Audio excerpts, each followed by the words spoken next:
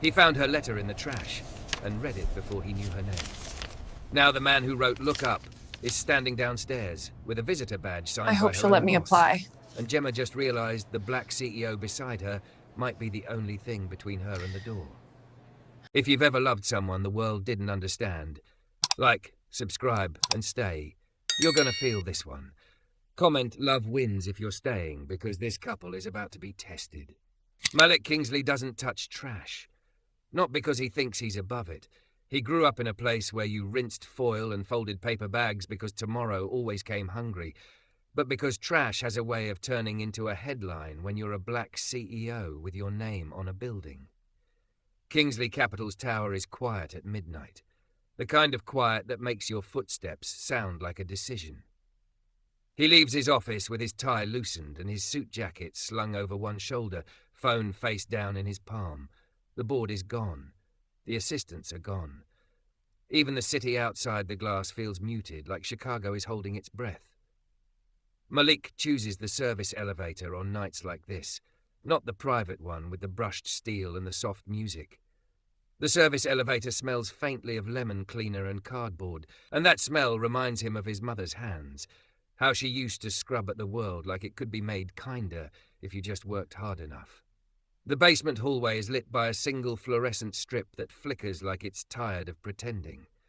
Recycling bins line the wall in neat squares: paper, plastic, shredded documents, a locked container for confidential waste. There's a hum from some machine deeper in the building, a low mechanical heartbeat. Malik is already walking past when he sees it. A white envelope, crumpled but not torn, sitting on top of the paper bin like it refused to sink. He slows, stares. Something about it looks deliberate. It isn't junk mail. It isn't a receipt. It isn't the shiny kind of paper people use for announcements or invitations. It's simple, heavy, the kind of envelope someone buys when the words inside matter. Malik shouldn't pick it up. He does anyway. The front is written in careful, looping handwriting.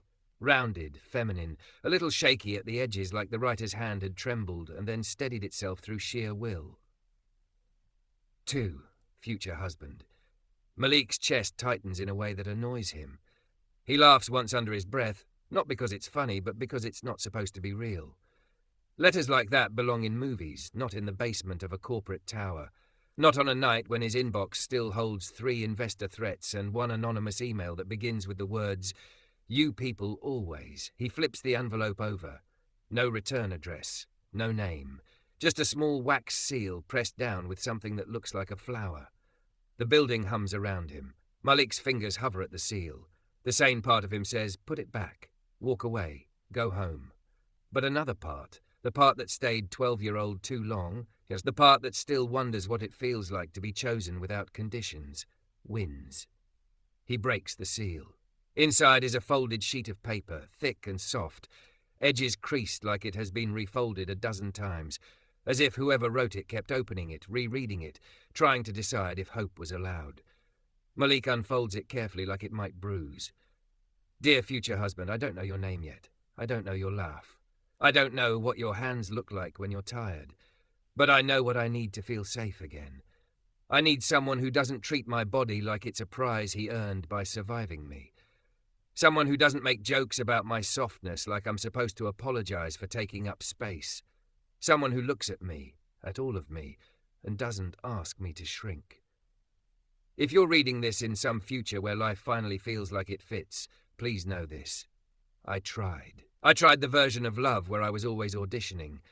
I tried the version where I did everything right, kept my lipstick perfect, kept my stomach pulled in, kept my voice sweet, so no one would leave. And he still left.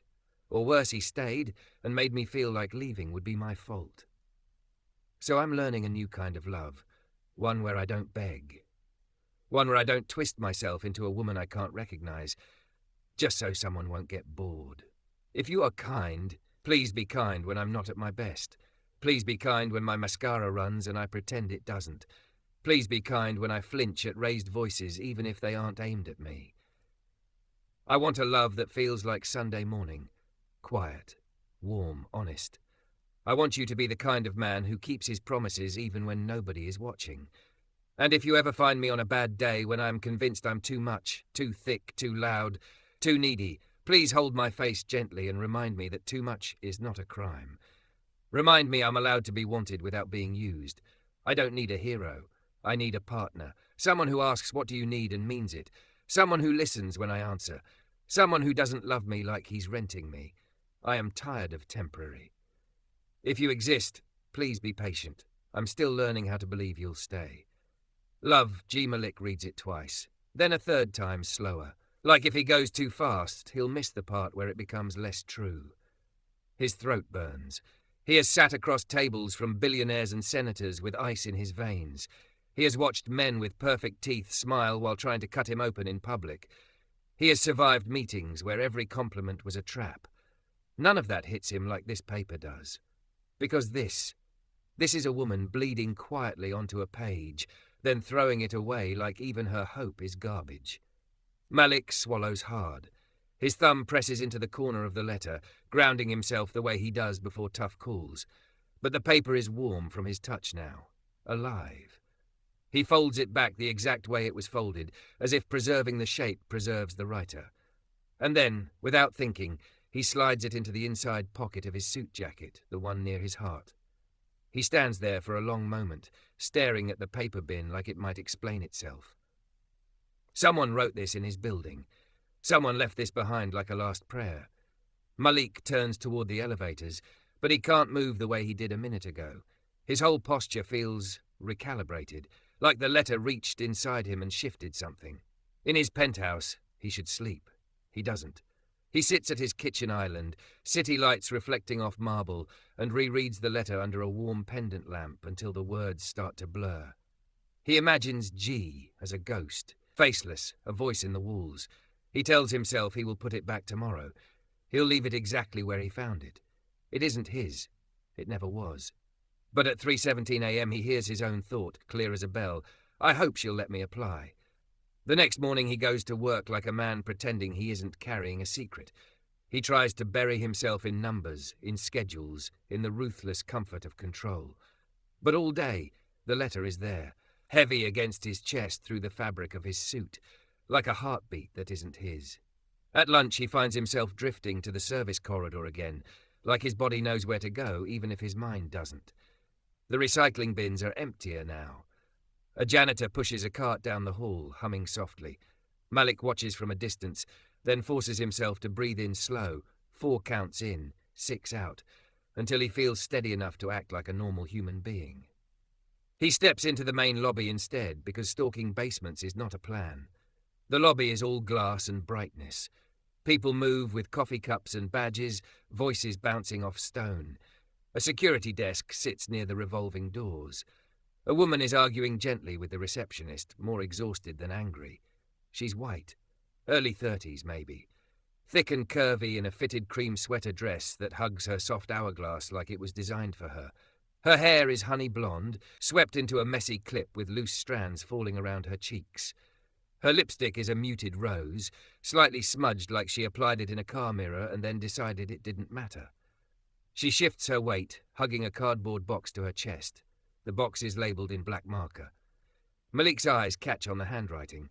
Rounded, careful, a little shaky at the edges like the writer's hand trembled and then steadied itself.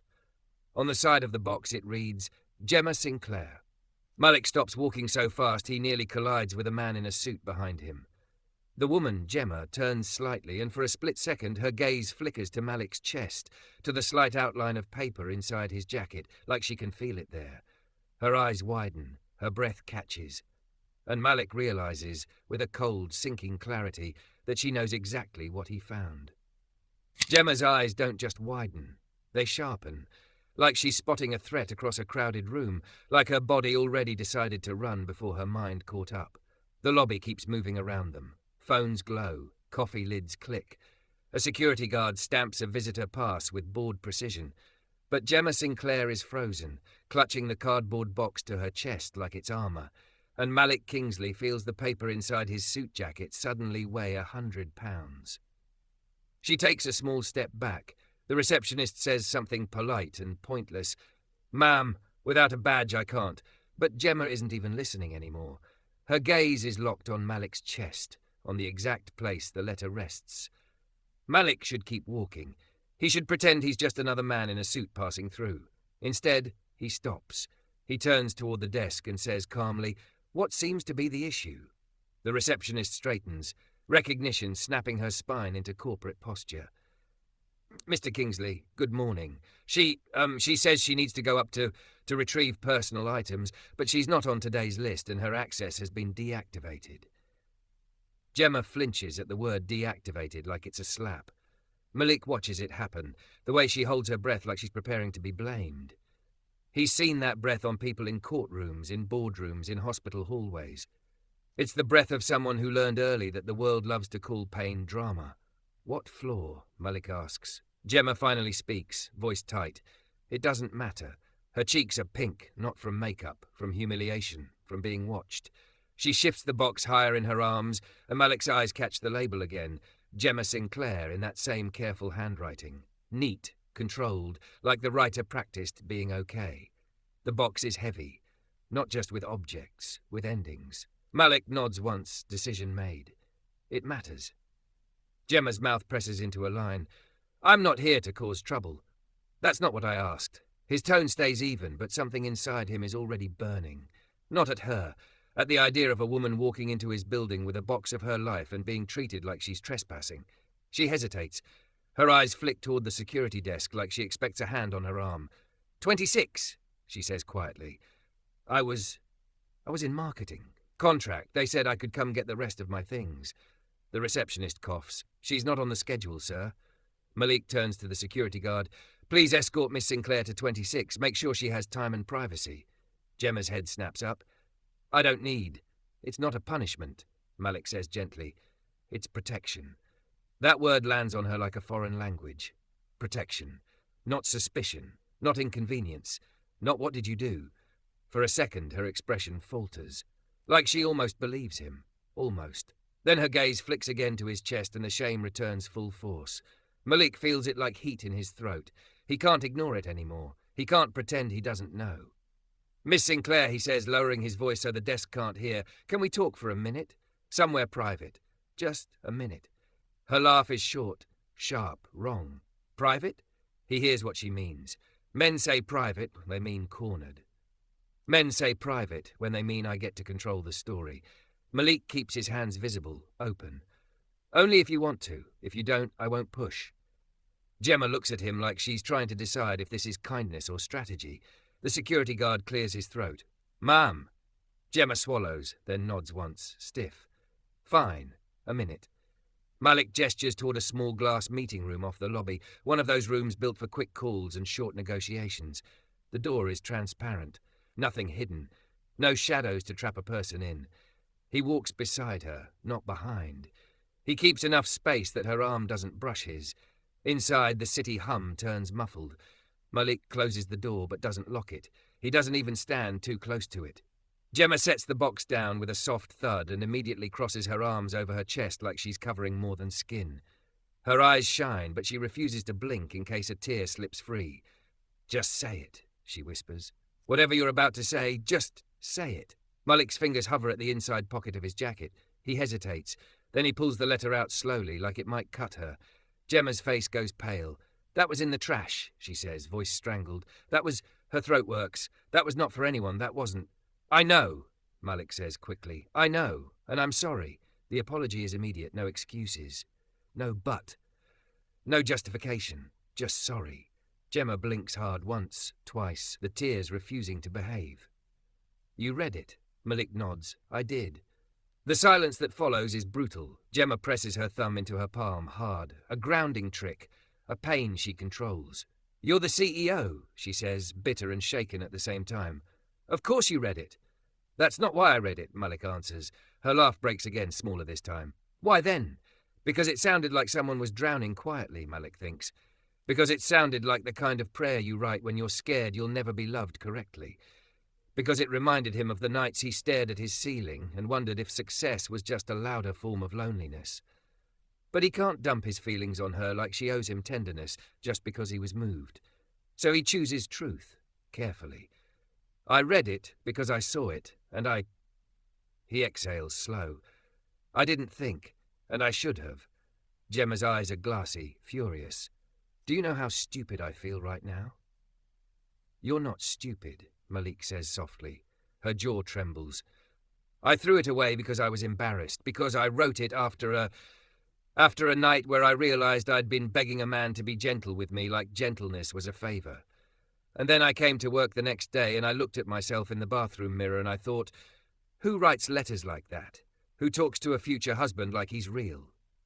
Her voice cracks on real. Malik holds the letter with both hands now, like a fragile thing, like her. I don't think it's embarrassing, he says. Gemma stares at him. You don't get to decide that. You're right, Malik says immediately. I don't. Another pause. Gemma wipes under her eyes fast, angry at the evidence. So why ask to talk? Why not just put it back and pretend you never saw it? Malik's throat tightens. This is the moment, the one where any wrong word becomes a weapon. He leans the letter forward, not touching her, just offering it across the space. I wanted to return it, he says, and I wanted to tell you something with my face in the room, not hiding behind silence. Her fingers hover near the paper but don't take it yet. What? She whispers, suspicious. Malik's voice drops, steady, that whoever made you feel like softness was something you had to earn. They were wrong. Gemma's breath catches like she wasn't expecting that sentence in this building. Malik continues, slow and careful, and that you don't have to be perfect to be respected here, not by me. Gemma's eyes flicker, searching for the trap. There's always a reason, she says, too tired to pretend. People don't just say things like that. Malik meets her gaze. There is a reason. Her shoulders lift like she's bracing for impact. He taps the corner of the letter lightly with his thumb. Because it mattered. Gemma's lips part. No sound. Malik swallows, the next words pressing against his ribs. I read it, he admits, and I thought, I hope she'll let me apply. Gemma goes still, not flattered, not swept away, exposed. Danger is not romance when you've been hurt.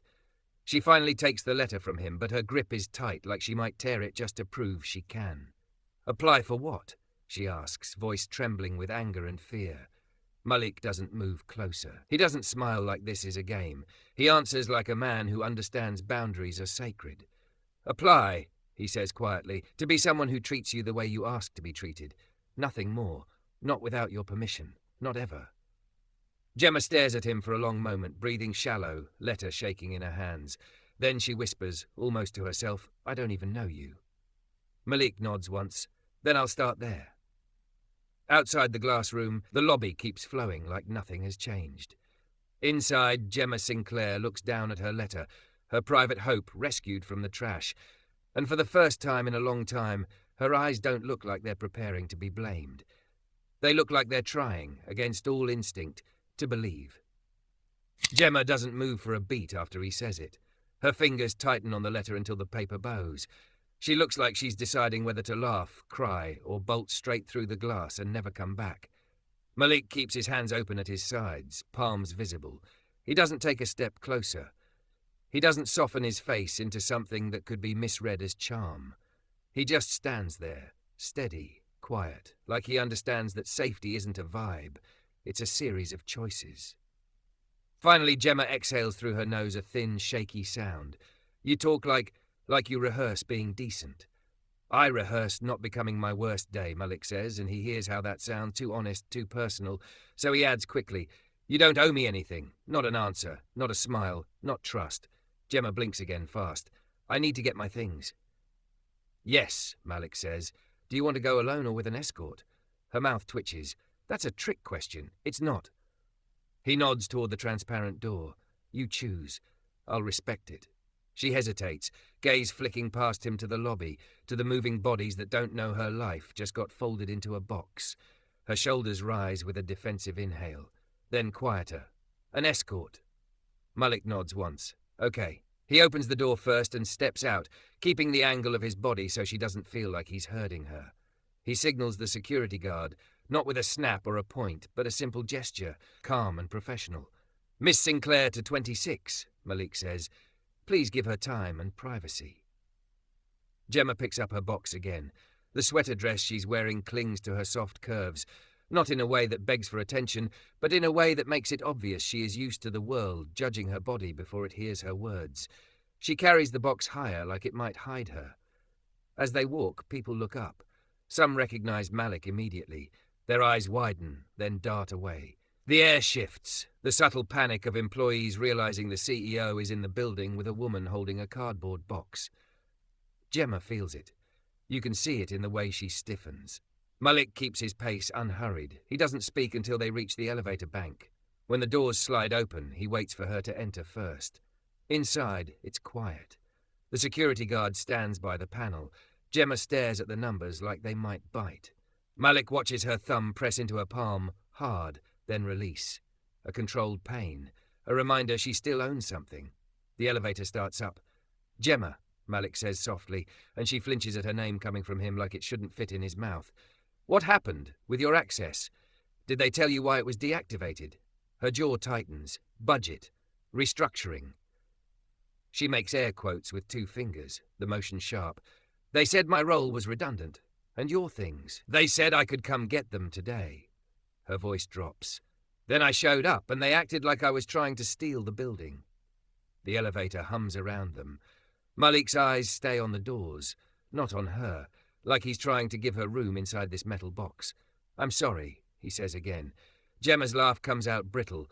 "You keep saying that like it fixes anything." "It doesn't," Malik admits, "but it matters that you hear it." When the doors open on 26, the marketing floor stretches out in glossy white and glass, expensive plants and sleek desks. It's bright enough to feel like exposure. Heads lift in unison, a ripple of curiosity, then shock as they see Malik. Whispers begin immediately, the kind that crawl under your skin. Gemma's cheeks flush. She shifts the box in her arms and lowers her gaze like she wants to disappear into carpet. Malik steps slightly ahead, not to lead her, but to absorb the attention. He gives the security guard a quiet instruction, and within seconds, the guard is politely guiding nearby employees back to their workstations, creating a corridor of space. Gemma walks down it like she's crossing a stage. Her old desk is near the window, or what used to be her desk, because it's empty now. Not someone cleaned up for you empty. Stripped. Her keyboard gone. Her chair pushed in like she never existed. A sticky note on the monitor stand reads, "Property cleared. Items in HR." Gemma stops so abruptly the box tilts. "No," she whispers, and it's not anger at first. It's panic. "No, Mai." She sets the box down, hands shaking, and scans the floor like she expects her life to be scattered across it. Her breathing goes shallow. The letter in her hand crinkles. Malik's stomach twists. "What's missing?" Gemma's voice breaks on the word. "A photo." She turns to him, eyes wet and furious at herself for it. It's my dad. It's the only one I have from before. Her throat closes. "It was in a little frame. Blue. I keep it there because I forget I'm allowed to miss him if I don't see his face." The office noise fades under the weight of that sentence. Malik's expression hardens, not at Gemma, but at the system that can clear a desk like it's clearing a stain. He looks toward the HR corridor, and then a man appears from behind a glass partition like he's been waiting for a performance. White, mid-40s, crisp suit, the confident smile of someone who thinks the building belongs to him by default. "I was wondering when you'd show," the man says to Gemma, like Malik isn't even there. His eyes sweep her from head to toe, lingering just long enough to turn her skin into something she wants to scrub off. "We boxed your little things. HR has them. You can sign and go." Gemma's shoulders draw up. "Where's the photo frame?" The man's smile sharpens. "If it wasn't approved company property, it might have been disposed of." Disposed of. Gemma's face goes white. Her hand goes to her chest like she can press the air back into her lungs. Malik takes one step forward, not toward Gemma, but between her and the man, a clean line drawn without aggression. "I'm sorry," the man finally says, eyes flicking to Malik now, then widening in alarm. "Mr. Kingsley? I didn't realize." "No," Malik says, voice controlled and quiet, which somehow makes it worse. "You didn't." The man clears his throat. "Ian Mercer, Director of Marketing Operations." He extends a hand like this is a networking event. Malik doesn't take it. "Why was Miss Sinclair's access deactivated before her scheduled retrieval?" Ian blinks. "Standard procedure. Risk mitigation. People get emotional." Gemma flinches like the word emotional is a bruise. He knows exactly where to press. Malik's gaze doesn't leave Ian's face. What risk did she present? Ian's smile tries to come back. It fails halfway. It's just policy. And frankly... His eyes slide briefly to Gemma again, the disrespect casual. You can't be too careful. Some employees take terminations personally. Malik's voice drops lower. Everything you've said to me in the last 10 seconds is a lawsuit trying to introduce itself. A few employees nearby pretend not to listen. They fail. Ian stiffens. Sir, with respect, this is an internal matter. It became my matter when it happened in my building to my employee. Malik turns his head slightly. Officer, the security guard steps closer instantly. Find Miss Sinclair's item inventory. Now, Malik says, and locate a blue photo frame. Check disposal logs, check shredding, check anything that left this floor. Ian's face tightens. Sir, that's... Malik looks at him fully. You will not speak to her again without HR present, and you will not refer to her as emotional like it's a character flaw. Gemma's lips part. Her eyes shine. She looks like she's trying not to collapse in front of everyone who has ever watched her swallow her pain and called it professional. Ian forces a laugh that doesn't reach his eyes. This is a bit dramatic. Malik's jaw clenches once. Leave. Ian hesitates, stunned at being dismissed in public. Malik doesn't raise his voice. Doesn't have to. Now, Ian turns, humiliation colouring his neck, and walks away fast. Gemma stands there, frozen, the letter trembling in her hand. Her box sits on the floor like a surrendered flag. Her throat works like she's trying to swallow a scream. Malik turns back to her, and when he speaks, it's softer, built for her ears, not the room. I'm going to help you get your photo back, he says, and your things. And if you want to file a complaint, we will do it correctly. If you don't want to, I will still make sure what just happened doesn't happen again. Gemma's eyes snap to his. Why? There it is.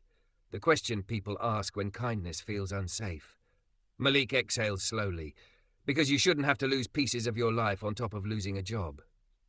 Gemma's breath stutters. She presses her thumb into her palm again, harder this time, like she's trying to hold herself together by force. Then her phone buzzes. She looks down. Her face changes so fast, Malik feels it like a temperature drop. Unknown number. 2 words on the screen, look up. Gemma's head lifts on instinct and her eyes go wide, locked on the glass wall at the far end of the floor. Because down on the street below, through the high window shimmer, a familiar car is parked at the curb, and a man is standing beside it, staring up at her like he owns the view. Gemma's whisper is barely sound. Oh my God. Malik follows her gaze, then looks back at her, reading the fear in the way her shoulders curl inward.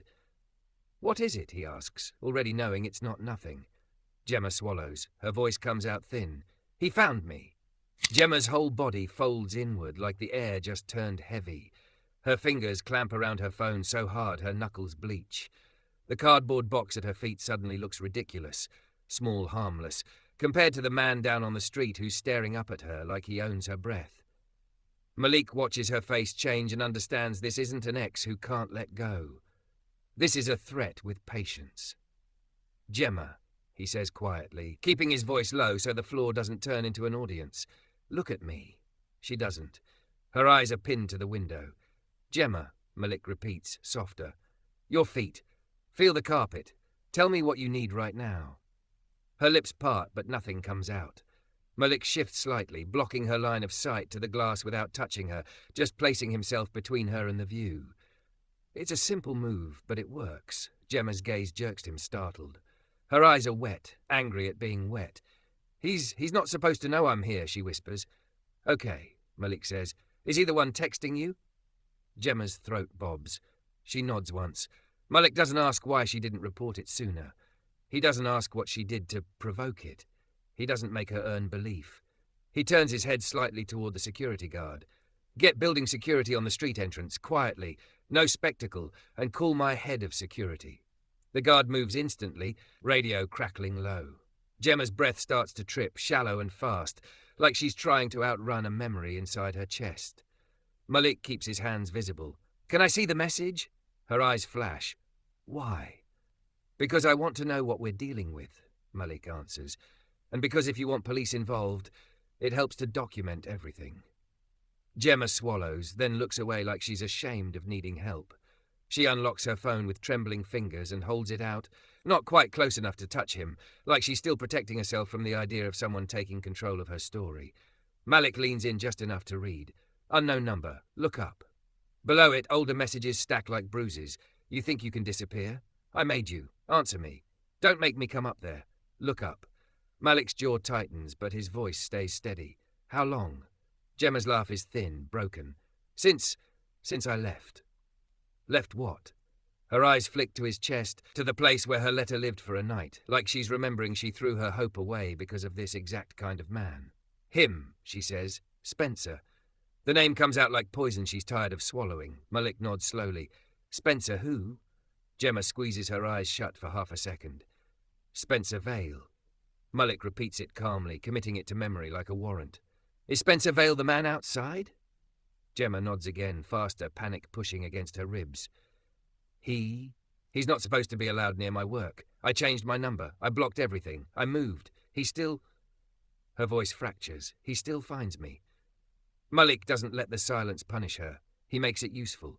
Gemma, he says, we're going to handle this in steps. 1, you're not alone. 2, he doesn't get to come up here. 3, you get to decide what happens next. Her eyes snap to his. Decide? Yes. Malik's tone is firm, not forceful. You tell me what you want. Police, restraining order, HR complaint, escorted exit, a safe place to go. All of it. Any of it. None of it. You choose. Gemma's chin trembles and she hates it. She wipes at her cheek like she's angry at her own face for being human. I just wanted my things, she whispers. I just wanted the picture. Malik's chest tightens. We're still getting it. A woman in a dark suit appears at the end of the aisle, moving fast but controlled, hair slicked back, earpiece in, eyes scanning corners before they land on Malik. She looks like a person trained to treat fear like an emergency, not a spectacle. Mr. Kingsley, she says, then shifts her gaze to Gemma with immediate softness. I'm Talia Brandt, head of security. Gemma stiffens, reflexive. Talia lowers her voice. Miss Sinclair, you're safe. I'm going to ask a few quick questions and then we'll make a plan. Is that okay? Gemma looks at Malik like she's checking if this is still her choice. Malik nods. Only what you're comfortable with. Gemma swallows and nods once. Talia keeps it simple. Does he have a weapon that you know of? Gemma shakes her head. Not that I know. Has he ever hit you? Gemma hesitates, shame flashing across her face like she's about to apologize for being hurt. Malik's voice cuts in gently. You don't have to answer anything you don't want to. Gemma's eyes close for a beat. When she opens them, they're steadier. He never hit me. She says, he didn't have to. She stops, throat tight. He used everything else. Talia nods like she understands exactly what everything else means. Okay, is he alone? I think so. Talia gestures toward the interior hallway.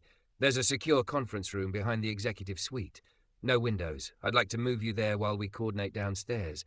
Mr. Kingsley, with your permission, I'm initiating a soft perimeter lockdown on this floor. No alarms, no panic. Do it. Malik says immediately. Gemma's eyes widen. Lockdown? I don't want to. It won't be loud, Malik assures her, and it's not because of you, it's because of him. That sentence hits her differently. Her shoulders drop half an inch, like her body has been waiting years for someone to put blame in the right place.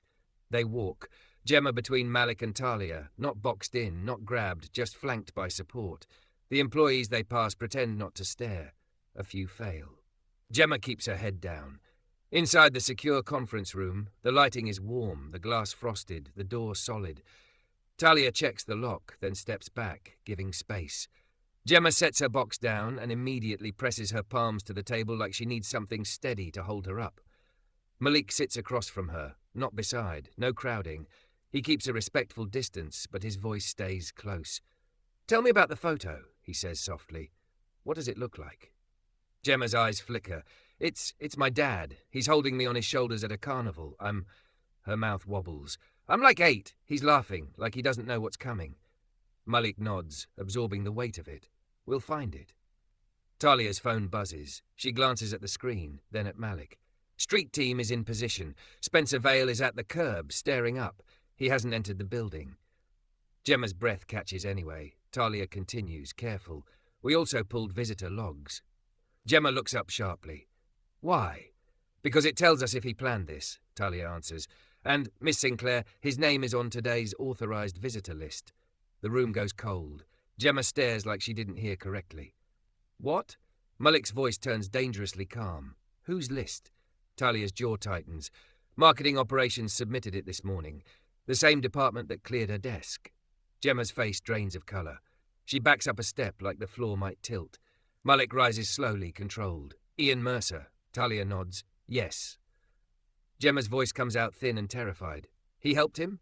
Malik's eyes harden, not with rage that spills, but with focus that sharpens. Talia, he says, get HR and legal. Now, and call the police. Non-emergency line first, but tell them we have a stalking situation and an unauthorized breach risk. Gemma flinches at police, old fear rising. Malik turns back to her immediately, gentle again. Gemma, I'm calling because he's escalating, not because I want to take control from you. If you want me to stop, say stop. Gemma's lips part. Her hands shake. Then very small. Don't stop. Malik nods once. Okay. Talia moves to the door, speaking into her earpiece. Malik stays with Gemma, quiet presence, steady breath. Gemma looks down at her phone again like it's a live wire. Another message appears. Unknown number. I'm coming up. Gemma's knees almost give. She whispers, raw and terrified. He can't come up. Malik leans forward, voice low and absolute. He won't. But even as he says it, the hallway outside the room fills with a faint, distant ding, the sound of an elevator arriving on their floor. And then, through the frosted glass, a shadow pauses. Right outside the door. The shadow on the frosted glass doesn't move at first. It just waits. Gemma's breath catches in her throat like it's afraid to make noise.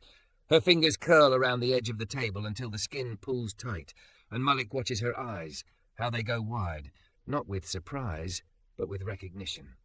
The kind of recognition that comes from learning someone else's patterns the way you learn weather, by surviving it. Malik stands between her and the door without thinking. Not close enough to crowd her, close enough to block. Talia's voice is low into her earpiece, clipped and controlled. Hold your perimeter. Do not engage. I repeat, do not engage. The handle on the conference room door twitches once. Gemma flinches like she's been struck. Malik's palms lift, open, steady in the air, not toward the door, toward her like a silent promise.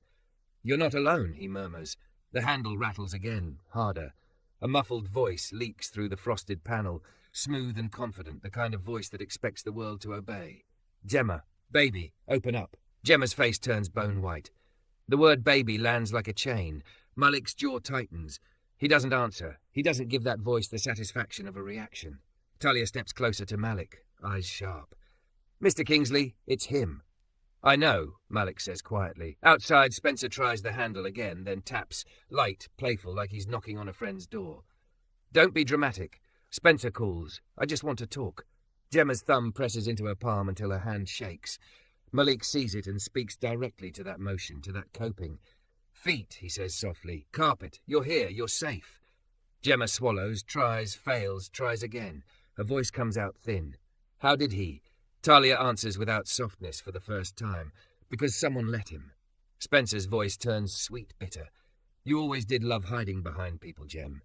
Gemma makes a small, broken sound that isn't quite a sob and isn't quite a laugh. Malik takes one slow step toward the door, not aggressive, calculated. He keeps his voice even, strong enough to carry, calm enough not to feed the chaos. This area is restricted, Malik says through the door. Leave now. A pause. Then Spencer laughs, like Malik just told him a joke. Oh wow, so you upgraded, that's adorable. Gemma's eyes squeeze shut, and Malik feels anger rise, hot and immediate, but he forces it into something useful. Talia speaks into her earpiece again, faster now. Stairwell 2. Now, cut him off before he reaches the executive corridor. Gemma's phone buzzes in her hand like a live wire. Another text appears. I can hear you in there. Gemma's breath shudders. Malik doesn't look at the message. He looks at her. Do you want to tell him to leave? He asks gently. Or do you want me and security to handle it without your voice involved? Gemma's lashes tremble. Shame flashes across her face, old and familiar, like needing help is a sin. Then she shakes her head once, small but definite. Don't make me talk to him. Okay, Malik says immediately. You don't have to. Outside, the handle jerks hard, then stops, like Spencer realized it's locked. Gemma, Spencer calls, voice dropping into something darker, more intimate. Open the door. Don't make this ugly.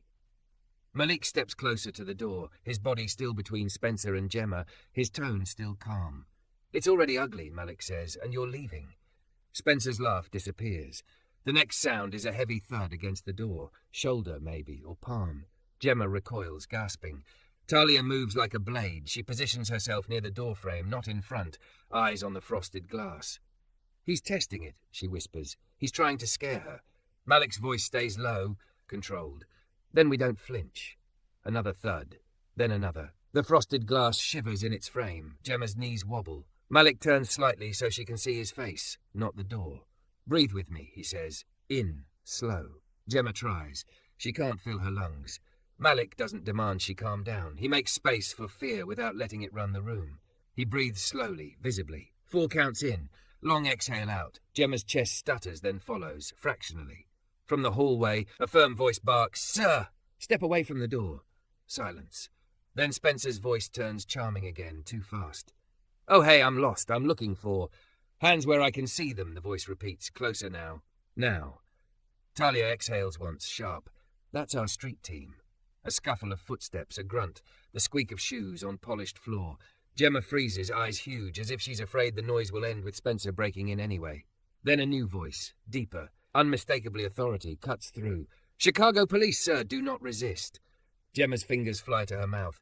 Tears spill instantly, hot and humiliating.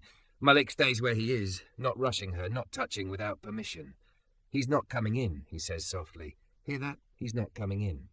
Outside, Spencer's voice finally cracks, losing its smoothness. "This is insane." Your relationship status doesn't authorize trespass," an officer snaps. "Turn around." The hallway noise shifts away from the door, like a storm being dragged down the corridor. The frosted glass clears of shadow. Gemma sags forward like her body just realized it can stop bracing.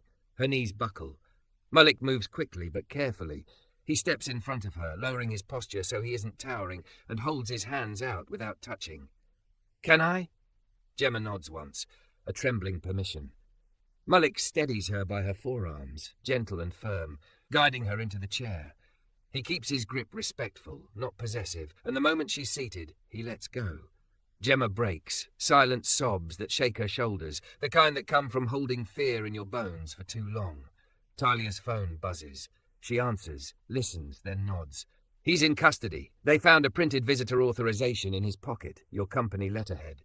Her eyes flick to Malik, signed by Ian Mercer. Malik's face goes still.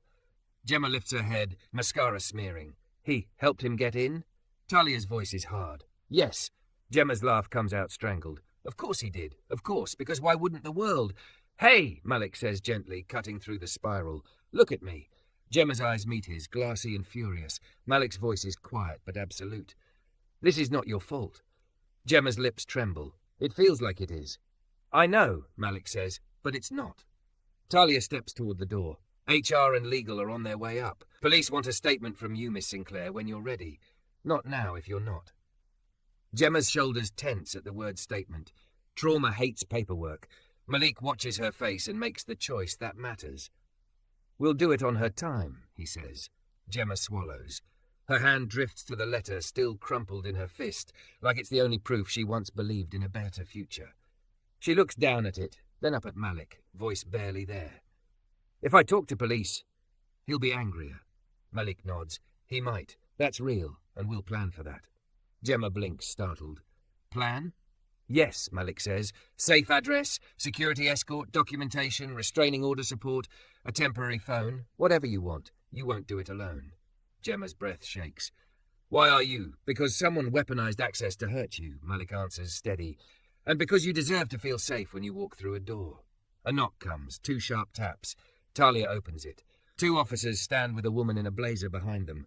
HR, eyes wide and pale. The officer's body language is gentle, practiced. "Miss Sinclair?" the female officer asks softly. "I'm Officer Ramirez. We can take your statement whenever you're ready. We also have a victim services advocate on standby."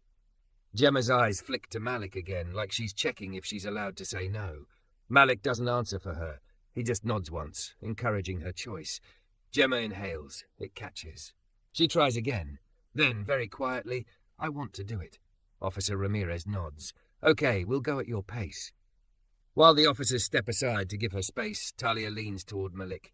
We located the HR boxes. Also, she holds up something small and blue, a photo frame. Gemma's breath leaves her in a sound that's almost a sob and almost a prayer. Talia sets it gently on the table in front of her. Inside the frame, a smiling man holds a little girl on his shoulders at a carnival, both of them lit by soft, ridiculous joy. Gemma touches the glass with trembling fingertips like she's afraid it'll vanish. They didn't throw it away, she whispers, voice breaking. It's here. Malik watches her face soften in the smallest way, like a piece of her made it back home. HR shifts, panicked. Mr. Kingsley, there were procedures. Malik turns to her, voice flat. Stop. He doesn't raise it. He doesn't need to. Ian Mercer is terminated, effective immediately. His system's access is revoked now. Legal will handle the rest. HR nods rapidly, terrified. Gemma stares at Malik like she doesn't know what to do with a man who uses power like a shield instead of a weapon. Officer Ramirez gestures toward the hallway. Miss Sinclair, when you're ready. Gemma takes one last look at her dad's photo, then folds the frame carefully into her arms, cradling it like something alive. She stands, shaky but standing. Before she follows the officer, she looks at Malik, really looks, and her voice comes out small, wrecked, honest. I threw that letter away because I didn't believe I was allowed to want that kind of love. Malik's throat tightens. You are, Gemma swallows, and you read it. I did, Malik admits, and I'm still sorry. Gemma nods once, then holds the letter up between them, the paper wrinkled from fear and clenched hands. I don't know if I'm ready for someone to apply, she says, eyes shining. But I think I'm ready to stop throwing my hope away. Malik's breath leaves him slowly, like he's been holding it since the basement. That's enough, he says quietly. That's more than enough. Gemma hesitates, then takes a step closer, still careful, still in control, and presses the letter to her chest like a vow. After I give my statement, she whispers, Could you just walk me out? Malik nods once. Yes. And maybe, she adds, voice trembling with bravery, tell me your first name again, like a normal person. A faint smile touches Malik's mouth. Soft, real. Malik, he says. Gemma's eyes close for a second, and when she opens them, there's something new there. Fear, yes, but also fight. Okay, she whispers. Malik. Then she turns and walks with Officer Ramirez into the hallway, not alone, not ashamed, not shrinking. And Malik Kingsley watches her go with the quiet certainty of a man who finally understands that sometimes love doesn't start with flowers or fireworks. Sometimes it starts with safety. Sometimes it starts with a letter rescued from the trash, returned to its owner, so she can write the rest of her future on purpose.